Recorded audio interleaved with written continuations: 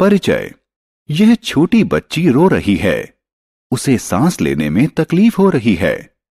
उस बूढ़े आदमी को देखो। वह नगर के व्यस्त क्षेत्र में रहता है। वह फेफड़ों की बीमारी से ग्रस्त है। इनकी बीमारी का मूल कारण वायु प्रदूषण है। इस पाठ में हम अपने परिवेश में होने वाले हानिकारक बदलावों और अपने जीवन पर उनके प्रभावों के बारे में जानेंगे। उद्देश्य: इस पाठ के अंत में आप निम्न करने में सक्षम हो जाएंगे: वायु प्रदूषण, इसके स्रोत, इसके हानिकारक प्रभाव और इसकी रोकथाम की व्याख्या करना, ओजोन परत के अवक्षय की व्याख्या करना, ग्रीन हाउस प्रभाव का वर्णन करना, अम्ल वर्षा के निर्माण की व्याख्या करना। वायु प्रदूषण। हमारे जीवन के लिए वायु अति आवश्यक है, लेकिन दिन प्रतिदिन वायु में उपस्थित अवांछित पदार्थों के कारण यह प्रदूषित होती जा रही है। अब आप जानना चाहेंगे कि ये पदार्थ कहां से आते हैं। ये तब अवमुक्त होते हैं जब वाहनों, कारखानों, बिजली संयंत्रों इत्यादि में ईंधन जलता है और उन्हें गैसीय अपशिष्टों में बदल देता है। वायु प्रदूषक और उनके स्रोत। कौन से पदार्थ वायु को प्रदूषित करते हैं?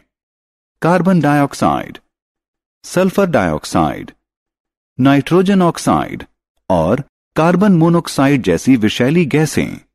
ये गैसें प्रायः ट्रक व बस जैसे वाहनों के इंजनों से अवमुक्त होती हैं।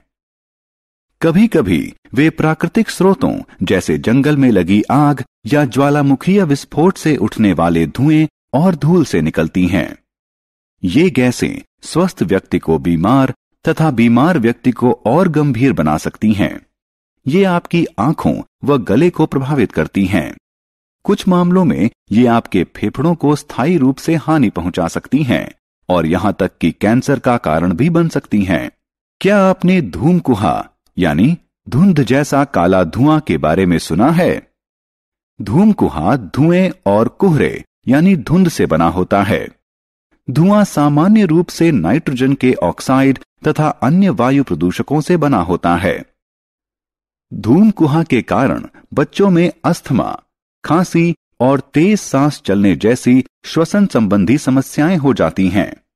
ओजोन परत का अवक्षय। आइए ओजोन परत के बारे में जानें। ओजोन परत ओजोन गैस से बनी वह परत है जो पृथ्वी के वायुमंडल के ऊपर स्थित है। इसकी क्या भूमिका है? यह सूरज की हानिकारक पराबैंगनी किरणों से हमारी रक्षा करती है। एयर कंडीशनर, रेफ्रिजरेटर और अग्निशामक यंत्र वायुमंडल में क्लोरोफ्लोरोकार्बन अवमुक्त करते हैं और ओजोन परत में छेद करते हैं। CFC एक अन्य प्रकार के वायु प्रदूषक हैं। हम ओजोन परत के होल में कमी करने हेतु क्या कर सकते हैं?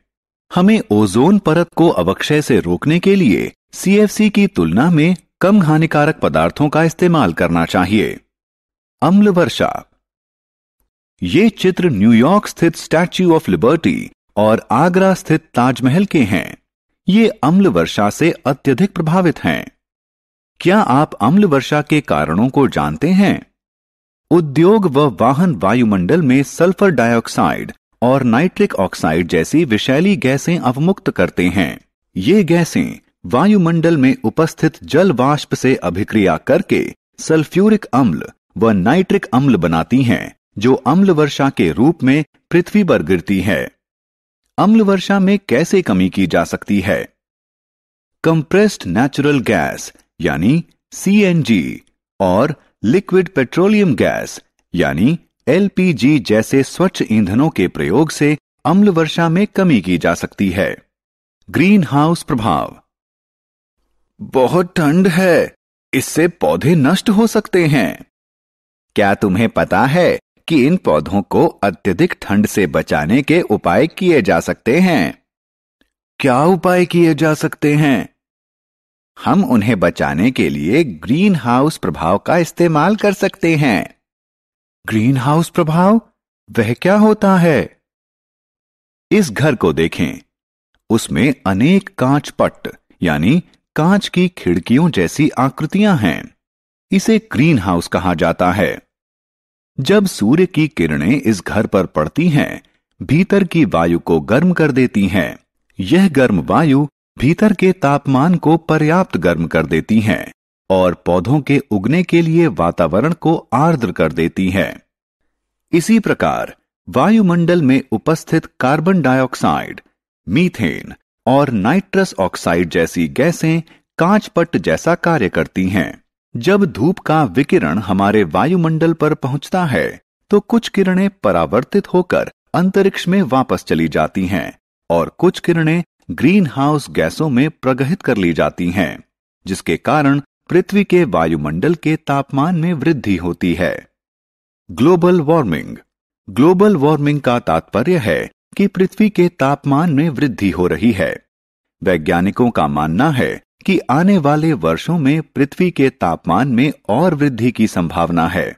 वैज्ञानिक कहते हैं कि कार्बन डाइऑक्साइड जैसी ग्रीन हाउस गैसें धूप की ऊष्मा को प्रगहित कर लेती हैं और पृथ्वी के वायुमंडल के तापमान में वृद्धि करती हैं। क्या आप पृथ्वी के वायुमंडल के तापमान में वृद्धि के परिणामों के बारे में कल्पना कर सकते हैं?